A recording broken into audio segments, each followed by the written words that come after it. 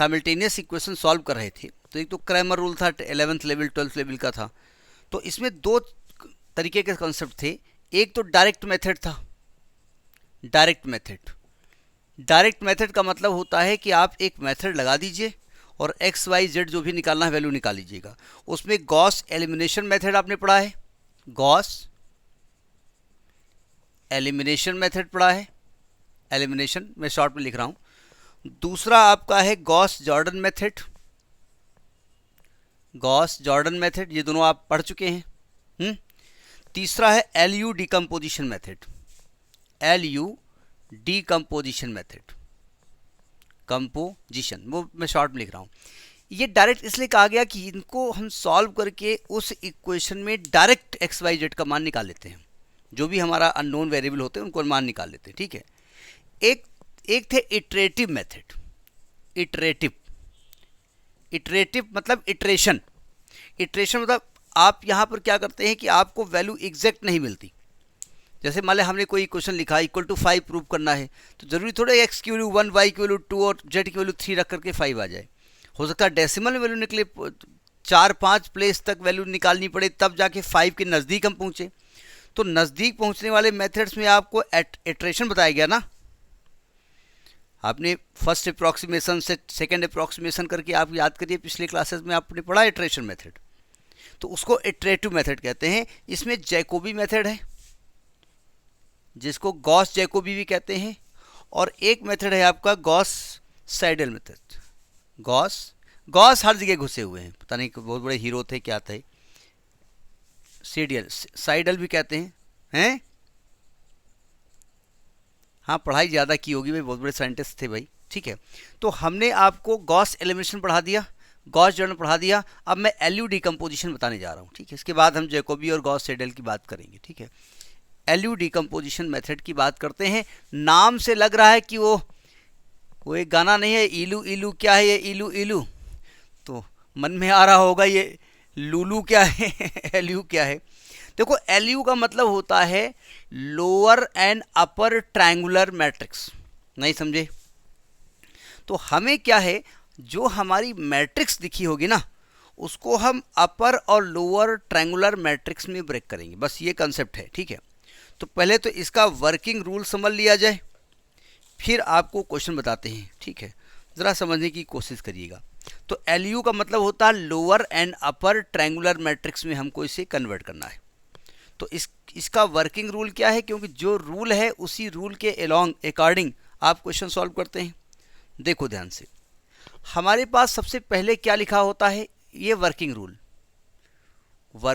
Rule जिसको computer वाले algorithm कहा करते हैं, है ना, एल्गोरिथम कहते हैं ना इसको, एल्गोरिथम। देखो, सबसे पहला स्टेप यहाँ पर ये होता है कि कंसीडर द गिवन इक्वेशन, ये विजुअलिटी ठीक है ना, विजुअलिटी ठीक है।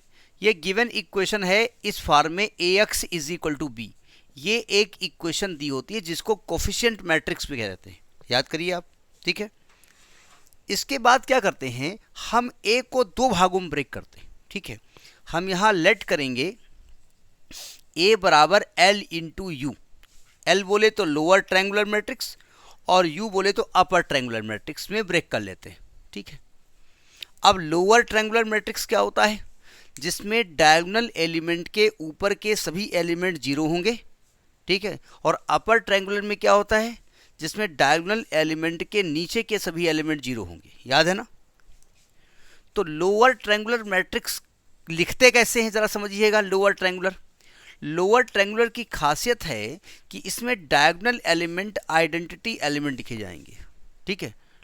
इसके आइडेंटिटी एलिमेंट होंगे, मतलब कैसे लिखा जाएगा, 1 0 0। अब जितने बाई जितने की मैट्रिक्स हो, हम फिलहाल 3x3 की मांग चल रहे हैं। इसमें यहाँ पर अब नाम कुछ देना पड़ेगा, तो हम फिलहाल L21 लिखे दे रहे हैं, कोई दिक्कत, क्योंकि लोअर का L से नाम है तो L21 लिखे दे रहे हैं। यहाँ पर 1, यहाँ पर 0, यहाँ पर L31, यहाँ पर L32, यहाँ पर 1, ये लोअर ट्रायंगुलर मैट्रिक्स हो गया, ठीक है। इसके बाद क्या करेंगे, अपर ट्रायंगुलर मैट्रिक्स कैसे लिखी जाएगी। अपर ट्रायंगुलर मैट्रिक्स में डायगोनल एलिमेंट के आइडेंटिटी होने का कंपल्सन नहीं है, ठीक है। तो यहाँ पर U11, ये U12, U13, 0, U22, U23, 0, 0, U33, ये आपकी अपर ट्रायंगुलर मैट्रिक्स हो गई।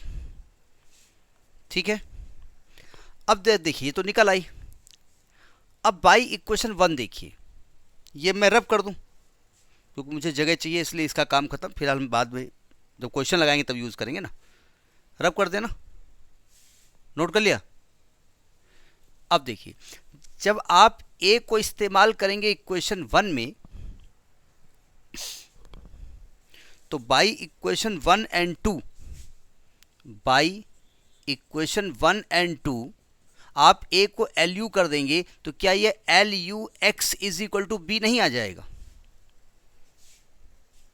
थोड़ी जगह चाहिए, हो जाएगा ना। इसको एक क्वेश्चन नंबर 3 मान लीजिएगा। ये एजम्पशंस हैं, बहुत सारे एजम्पशन करने पड़ेंगे। क्वेश्चन लगाओगे तो इजी लगेगा, ऐसा नहीं, टफ नहीं है। ठीक है, अब यहाँ पर एक एजम्पशन माना जाता है, पुटिंग एल यू एक्स को हम क्या करते हैं, यू एक्स को हम वाई मान लेते हैं। यू एक्स को क्या मानेंगे, वाई मानेंगे, जहां पर जो वाई है ना वो एक कॉलम मैट्रिक्स है, y1, y2, y3। ये y यहां पर एक कॉलम मैट्रिक्स मानी जाएगी। ये वर्किंग रूल है, ऐसे करना है तो करना है, इसमें कोई इफ बट आप नहीं कर सकते। अच्छा, जब आप यू एक्स को y मान लेते हैं, इसको इक्वेशन नंबर मत डालिए, कोई बात नहीं, तो बाई इक्वेशन 3 क्या ये L Y is equal to B नहीं आ जाएगा? अब ये जो इक्वेशन आपकी बनी है, ये इक्वेशन नंबर इसको डाल दो, 1 पड़ गई है, 2 पड़ गई है, 3 पड़ गई है, और U X is equal to Y को भी कुछ मान लो, इसको 4 मान लो, इसको 5 मान लो। अब इक्वेशन 5 को y के लिए सॉल्व कर लो, सॉल्व इक्वेशन 5 फॉर y, इसको y के लिए सॉल्व कर लीजिए। ये थोड़ा लेंदी प्रोसेस है, ये ध्यान रखिएगा। अब y के लिए जब सॉल्व हो जाएगा तो y को उठाइए और इक्वेशन नंबर कहाँ रख दीजिएगा, यहाँ रख दीजिएगा। नहीं, मतलब 5 सॉल्व किया 4 में, तो put y in 4 and solve for x, बस x के लिए सॉल्व कर लीजिए और ये इक्वेशन अपने आप सॉल्व हो जाएगा। लॉजिक समझ में आया, प्रोसीजर क्या है, कैसे किया जाएगा?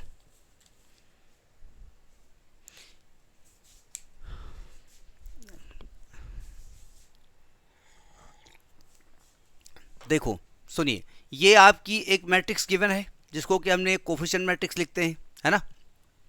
इसके बाद हमने ए को 2 भागों में ब्रेक कर दिया, लोअर इनटू अपर, मतलब ये मान के हम चल रहे हैं कि लोअर अपर का मल्टीप्लाई करेंगे तो ए के बराबर आएगा। ठीक है, इसके बाद क्या करेंगे आप, यानी ए को एल यू मान लिया तो ये एल यू एक्स हो गया, लक्स साबुन नहीं, मतलब बाई चांस ऐसा हो रहा है। फिर यू एक्स को आपने वाई एज्यूम कर लिया, वाई को, अब देखो वाई को कॉलम मैट्रिक्स करना ही पड़ेगा। जब आप इसका मल्टीप्लाई करोगे ना तो अपने आप कंपेयर जब करोगे तो ये भी कॉलम मैट्रिक्स आने वाली है, तो कॉलम मैट्रिक्स करना ही पड़ेगा।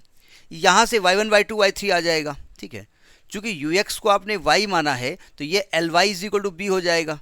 इसको सॉल्व करके y के लिए सॉल्व करते हैं और ये y का मान उठा करके इक्वेशन 4 में रख देते हैं, x के लिए सॉल्व कर लेते हैं। इस प्रकार से आपकी इक्वेशन एक्स वाई जेड के लिए सॉल्व हो जाती है। समझ में आ रहा नहीं आ रहा बात? अब हम बात करेंगे, क्वेश्चन लगाएंगे, कोई एग्जाम्पल, कोई क्वेश्चन उठा लेते हैं और उसको सॉल्व करा देते हैं, बस मेथड पकड़ में आ जाएगा। इसे कहा गया है, कौन सा रूल कहा बता रहे हैं, रूल का नाम तो लिखा ही नहीं हमने, एलयू डिकम्पोजिशन मेथड, ऊपर लिख देते हैं LU decomposition method, decomposition method कहा जाता है।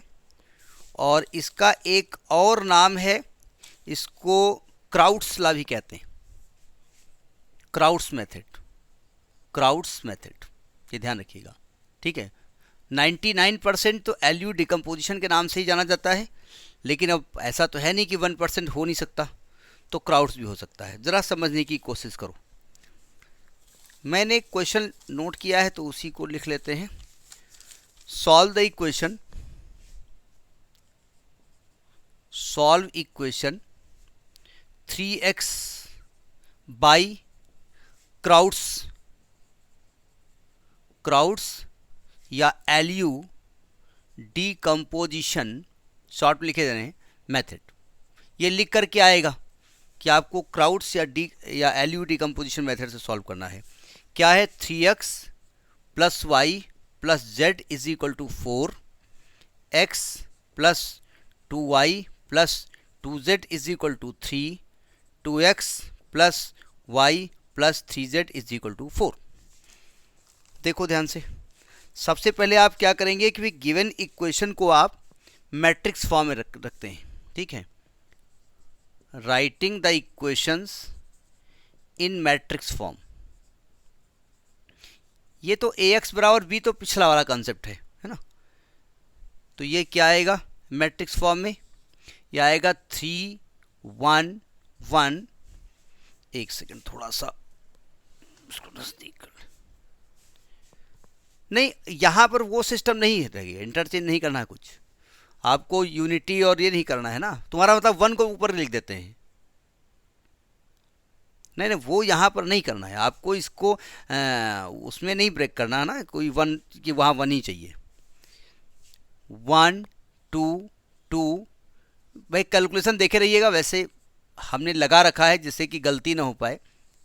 x y z, चूँकि हम रब करते जाएंगे ना इसको, इज इक्वल टू 4 3 4, यानी ये आपका हो गया ax is equal to b।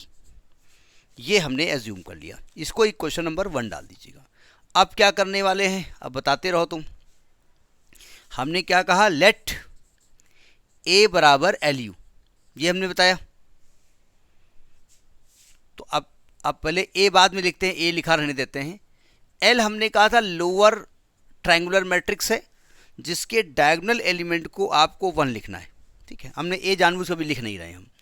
तो ये क्या आएगा? 1 0 0, L21 1 0, L31 L32 1। ये लोअर ट्रायंगुलर मैट्रिक्स हो गया। कैलकुलेशन मिस्टेक ना हो, वो ध्यान समझिएगा। वैल्यू बस यही यहाँ पर लफड़ा है कि वैल्यू अच्छी तरीके से निकल जाए। अपर ट्रायंगुलर मैट्रिक्स में ये कंपल्सन नहीं है कि डायगोनल एलिमेंट 1 हो, इसलिए उसको 1 नहीं लिखेंगे। और इसमें डायगोनल के नीचे के एलिमेंट 0 होते हैं, ऊपर के नॉन 0 होते हैं, ऐसा जरूरी नहीं है। ऊपर के कुछ भी हो सकते हैं, लेकिन डायगोनल के नीचे 0 होना चाहिए। तो यहाँ क्या लिखेंगे? U11, चूंकि अपर U से स्टार्ट है इसलिए उसका नाम हमने ऐसा लिखा। किसी बुक में ABC लिखा हो तो कंफ्यूज मत होइएगा। U12 U13 0, U22 U23 0 0 U33। अब आपको साफ साफ दिख रहा है कि भाई मल्टीप्लिकेशन ऑफ मैट्रिक्स करना है।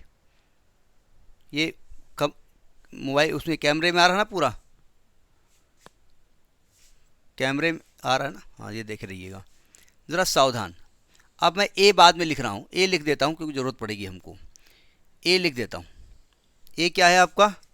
3 1 1 1 2 2 2 1 3 इज इक्वल टू। अब देखो, इसको मल्टीप्लाई कर रहे हैं, सावधान।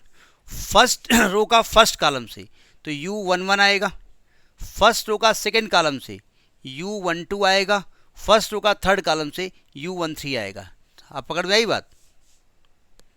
सेकेंड रो का फर्स्ट कॉलम से तो आएगा L21 into U11, second row का सेकेंड कॉलम से तो आएगा L21 into U12 plus U22, second row का थर्ड कॉलम से तो आएगा L21 into U13 plus U23। आ रहा ना, कैमरे में आ रहा? आ रहा।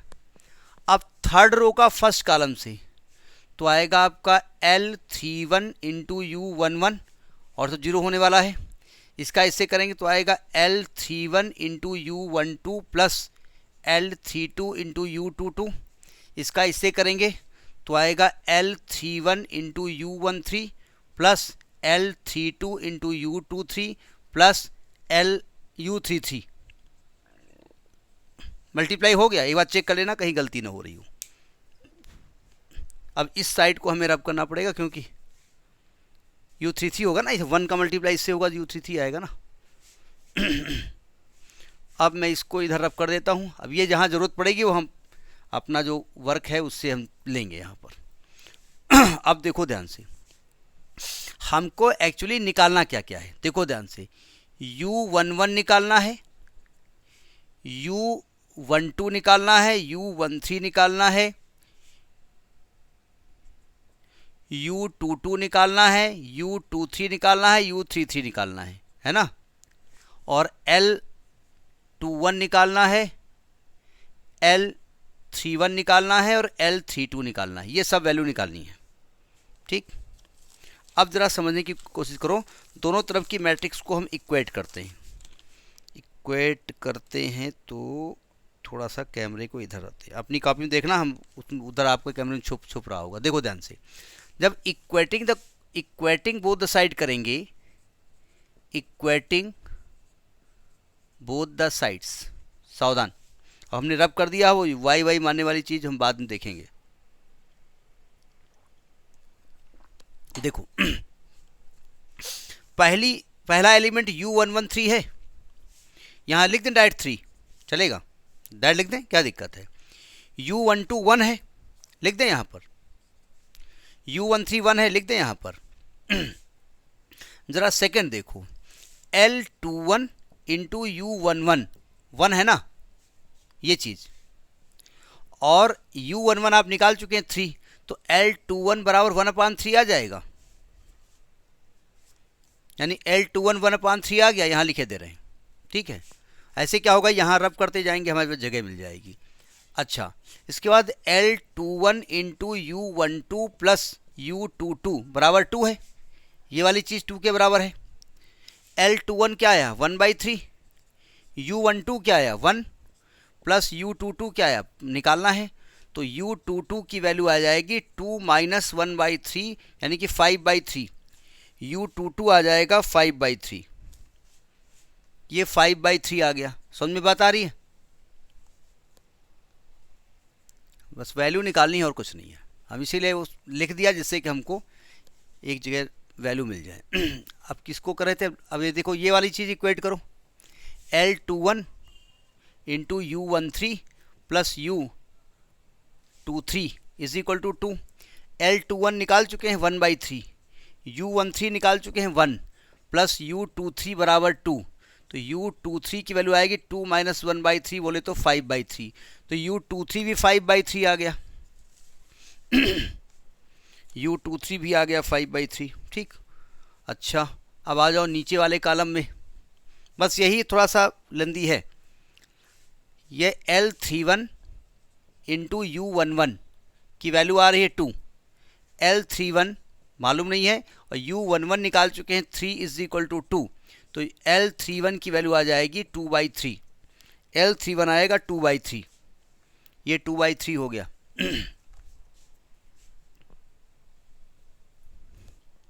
इसके बाद इसको इससे इक्वेट करो, कहीं देखो कैलकुलेशन गड़बड़ ना हो, ये ध्यान रखना। क्या आएगा, L31 into u12 plus L32 into u22 is equal to 1। L31 निकाल चुके हैं 2/3, u12 निकाल चुके हैं 1, L32 पता नहीं है, u22 निकाल चुके हैं 5/3 इज इक्वल टू 1, तो L32 into 5/3 is equal to 1 minus 2/3, तो L32 into 5/3 is equal to, ये आएगा 1/3, 3 कट गया, तो L32 आएगा 1/5, L32 आ गया 1/5। अब एक और मिला, फिर राजा बेटा हम हो जाएंगे। लास्ट वाला इक्वेट कर दो, L31 into u13 plus L32 into u23 plus u33 is equal to 3। L31 2/3, u13 1 plus L32 1/5, u23 5/3 plus u33 is equal to 0, sorry is equal to 3, तो आएगा 2/3 प्लस 5 कट गया, 3/3 plus u33 is equal to 3, तो ये आएगा, ये क्या लिख रहा हूँ मैं, 1/3, ये 3/3 हो जाएगा 1, यानी u33 की वैल्यू 2 आ गई। अब बताइए सब वैल्यू आ गई आपकी। एक बार क्रॉस चेक कर लीजिए, गलती ना हो, क्योंकि गलती होने के चांसेस हैं, बहुत बड़ी बात नहीं है हमारे लिए। हो गया। तो अब हम जरा लोअर ट्रायंगुलर और अपर ट्रायंगुलर मैट्रिक्स को लिख देते हैं। देखिए, सो L इज इक्वल टू क्या है, 1 0 0, L21 1/3, 1/3 1 0, L31 2/3, L32 1/5 1। ठीक है, हम एक्चुअली सॉल्व इसलिए कर लेते हैं, कहीं प्लस माइनस की गलतियां होने के चांसेस होते हैं, इस गलती से बचने के लिए सॉल्व करना पड़ता है। अपर ट्रायंगुलर को कैसे लिखा जाता है, क्योंकि अगर बुक से आप एग्जाम्पल उतारते हो ना, तो कभी कभी वहाँ भी गलतियाँ होती हैं, पता चला आपने वो गलत उतार लिया। अब देखिए u11 3 1 1 0, u22 5/3, u23 5/3 0 0 2, ये आपका हो गया L और U। ठीक है, अब देखो बाई इक्वेशन 1 एंड 2, जरा 1 को देखिए, 1 आपका ax is equal to B था ना, और 2 में आपने a को lu माना था, तो इसका मतलब ये lux हो जाएगा ना, lux is equal to B, यही तो क्वेश्चन 3 था। अच्छा, इसका काम खत्म हो गया हमारा, ये जो पूरा घाम चाम था सब हट गया, इसको हटाओ।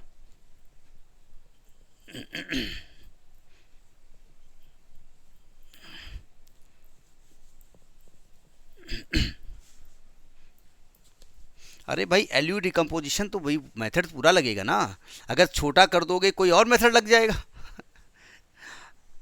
इसको देखो, पढ़ो सेमेस्टर 6, और आपके हिसाब से बीटेक का मैथमेटिक्स है, और भी कैलकुलेटर अलाउ है, इसमें कैलकुलेटर से कोई मतलब नहीं है। अब क्या करते हैं, यूएक्स को क्या मानते हैं हम, बी वाई मानते हैं ना, क्वेश्चन नंबर 4 यही मानते हैं ना। तो बाई इक्वेशन 3 ये आपका L Y is equal to B हो जाएगा ना, इक्वेशन 5। अब हमने क्या कहा था, इसको सॉल्व करना है y के लिए, सॉल्विंग इक्वेशन 5। यार ज़्यादा बड़ा क्यों, अभी हमारा वीडियो 25 मिनट का हो रहा है, जब मैं आपको समझा रहा हूँ तब 25 मिनट का हो रहा है ना। जब आप अपने आप करोगे तो 15 मिनट में लग जाएगा, गलत तो नहीं कह रहा हूँ। जब मैं यहाँ लिख करके आपकी तरफ देखता हूँ, समझ में आया, अब इधर देखता हूँ उधर देखता हूँ, तब ये आ रहा है।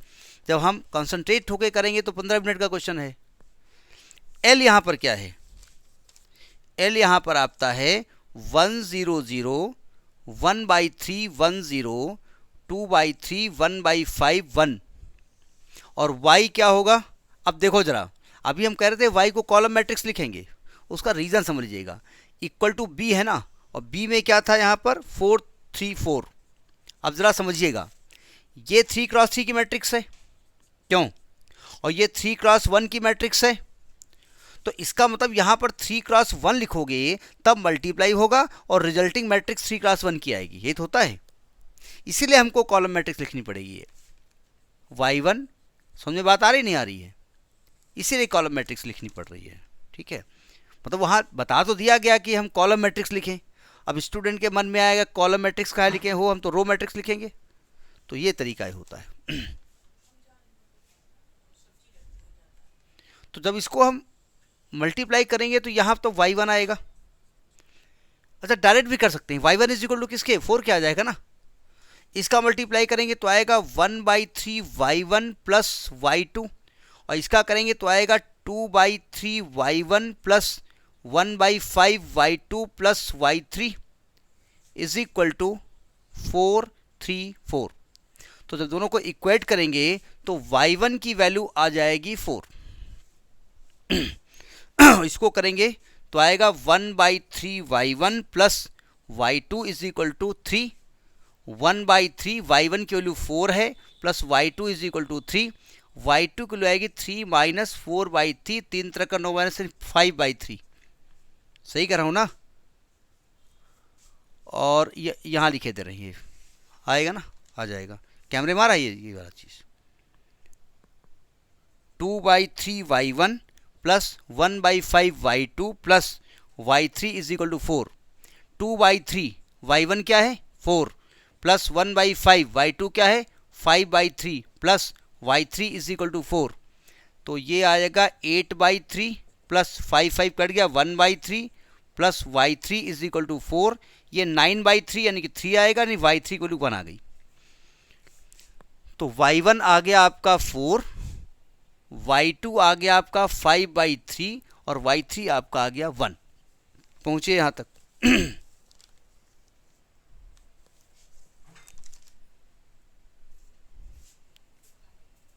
आ गया ना? अब इस y को उठाइए और कहां पर रखेंगे आप?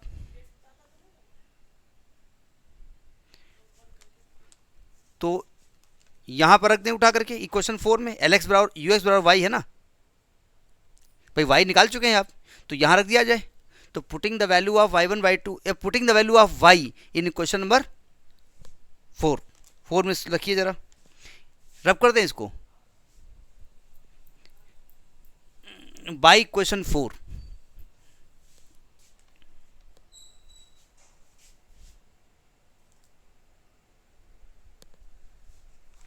बाय इक्वेशन 4 क्या है 4 में? ux is equal to Y. u क्या है? u नोट कर देते हैं। u है आपका 3 1 1 0 5/3 5/3 0 0 2। x बोले तो x का मतलब यहां पर एक्स वाई जेड है ना, आप एक्स वाई जेड को ही तो x मान रहे थे। Is equal to Y, Y बोले तो y1 y2 y3, y1 बोले तो 4 5/3 और 1। इसको बैकवर्ड सब्स्टिट्यूशन कहा जाता है। इसको बैकवर्ड का मतलब वो वाला बैकवर्ड नहीं, फॉरवर्ड बैकवर्ड वाला। बैकवर्ड तो पीछे चलिए आप, देखो जब पीछे चलेंगे तो इसका मल्टीप्लाई करो क्या आएगा? 2z आएगा, ये 2 है ना भाई, इसका इससे मल्टीप्लाई करोगे तो 2z आएगा। तो 2z की वैल्यू 1 आ गई, तो z की वैल्यू क्या आ गई? 1/2 आ गई। सही कहा मैंने? जब हमने इसका मल्टीप्लाई किया तो 5/3y plus 5/3 z is equal to 5/3, 5/3 से डिवाइड कर दो तो y plus z is equal to 1, और z हाफ दिया है तो y की वैल्यू आएगी 1 माइनस हाफ, यानी कि y की वैल्यू भी हाफ आ गई। और x के लिए फर्स्ट वाला देखो 3x plus Y plus z is equal to 4। 3x, y है हाफ, z है हाफ इज इक्वल टू 4, और हाफ प्लस हाफ हो जाएगा 1, तो 3x plus 1 is equal to 4, 3x is equal to 3, x का मान 1 आ जाएगा। तो ये आपका मेथड हो गया with the help of LU decomposition, एक क्राउड्स मेथड। ठीक।